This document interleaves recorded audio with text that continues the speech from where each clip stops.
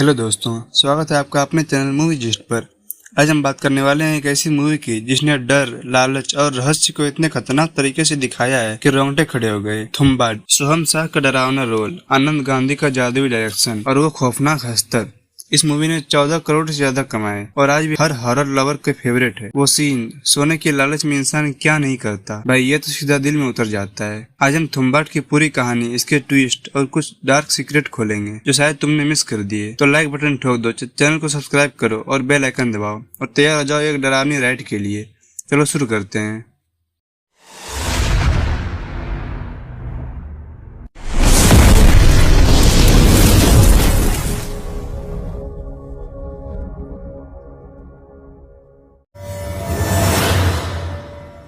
भाई, थुम्बाड एक ऐसी मूवी है जो लालच, श्राप और डर की गहराई में उतरती है।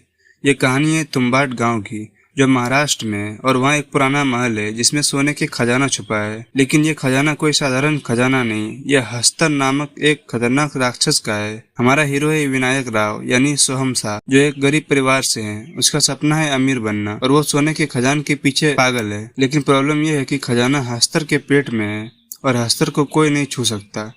ये कहानी है लालच की, श्राप की और इंसान की अंदरूनी बुराई। तो पहले विनायक और थुम्बाड के बारे में और जानते हैं।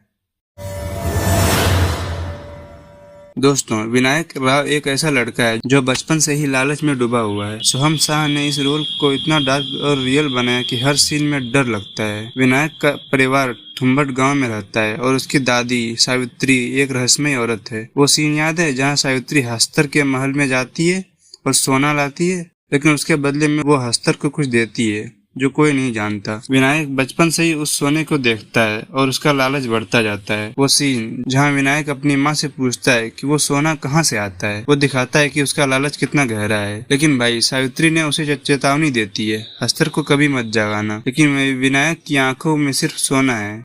क्या वो इस लालच में फंस जाएगा? चलो अगले चैप्टर में देखते हैं। अब कहानी में आता है हस्तर का खौफ। हस्तर एक प्राचीन राक्षस है जो देवताओं का पहला बेटा था। वो सीन याद है जहाँ मूवी की शुरुआत में हस्तर की कहानी बताई जाती है।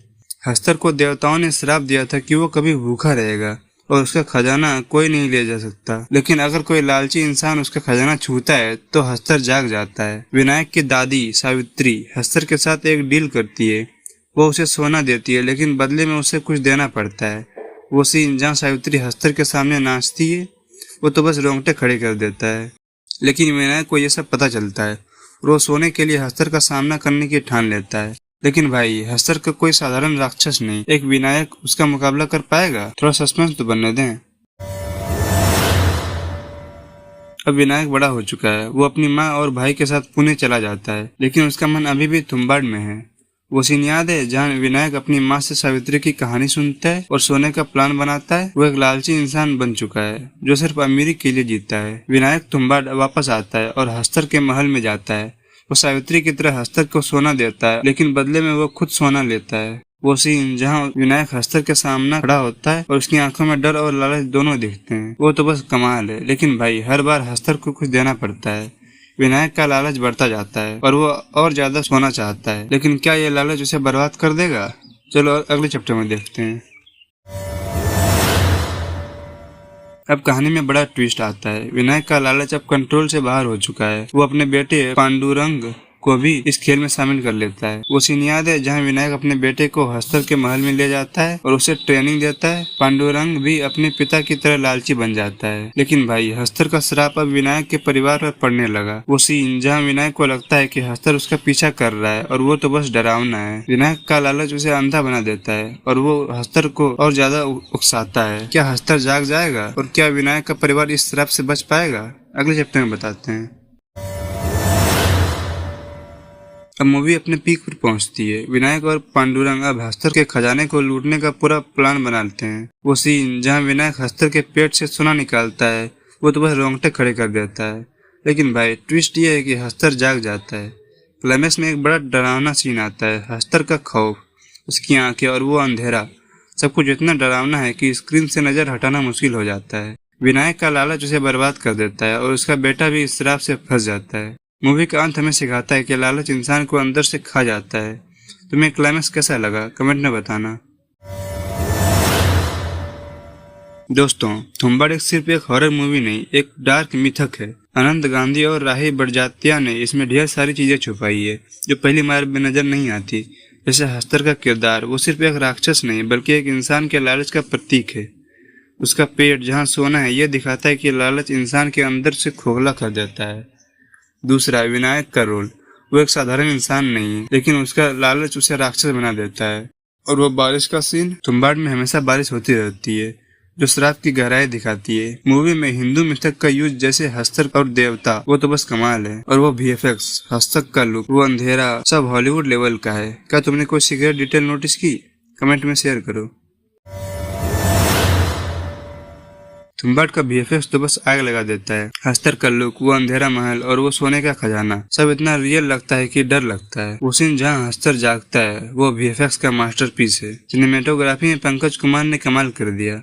तुम्बाड़ गांव, पुराना महल और वो बारिश, हर फ्रेम में डर और रहस्य है। और वो लाल रंग का यूज जो लालच और खून को दिखाता है, वो तो बस गजब है। हमारा फेवरेट सीन कौन सा है? और वो हस्तर वाला सीन, वो तो रोंगटे खड़े कर देता है ना? भाई, तुम्बाड़ ने बॉक्स ऑफिस पर 14 करोड़ से ज्यादा कमाए, लेकिन इसकी असली सक्सेस है इसका डर और मैसेज। सोहम शाह की एक्टिंग, आनंद गांधी का विजन और पूरी टीम का जुनून, सबने मिलकर मूवी को लेजेंड बना दिया है। ये पहली इंडियन मूवी थी जिसने वेनिस फिल्म फेस्टिवल में स्क्रीन किया है। मूवी हमें सिखाया कि लालच इंसान को बर्बाद कर देता है। और 2018 में रिलीज हुई थी और 2025 में भी लोग इसे OTT पर देख रहे हैं। तुमने तुम्बाड़ थिएटर में देखी थी या नेटफ्लिक्स पर? तो तुम्हें इसका मैसेज कैसा लगा? कमेंट में अपनी राय दो। दोस्तों, तुम्बाड़ सिर्फ एक मूवी नहीं, एक डार्क मास्टरपीस है। ये हमें लालच, डर और इंसान की अंदरूनी बुराई दिखाती है। विनायक का लालच, हस्तर का श्राप और वो खौफनाक महल, हर चीज दिल में बस जाती है। वो डायलॉग, सोना इंसान को खा जाता है, भाई ये तो सीधा दिल में उतर जाता है। तुम्बाड़ ने इंडियन हॉरर को ग्लोबल लेवल पर पहुंचा दिया है। तुम्हें तुम्बाड़ में सबसे ज्यादा क्या पसंद आया और इसका कौन सा सीन तुम्हें डराया? कमेंट में बताना। तो भाई, ये थी तुम्बाड़ की पूरी कहानी, इसके ट्विस्ट और वो सारी बातें जो इसे इतना डरावना बनाती है। तुम्हें क्या लगता है, विनायक का लालच सही था या गलत? और वो हस्तर वाला सीन सबसे डरावना कौन सा था? नीचे कमेंट में जरूर बताना। अगर वीडियो पसंद आए तो लाइक करो, अपने दोस्तों के साथ शेयर करो और चैनल को सब्सक्राइब करना ना भूलो। अगली बार कौन सी मूवी एक्सप्लेन करें तुम बताओ। तब तक लालच से दूर रहो।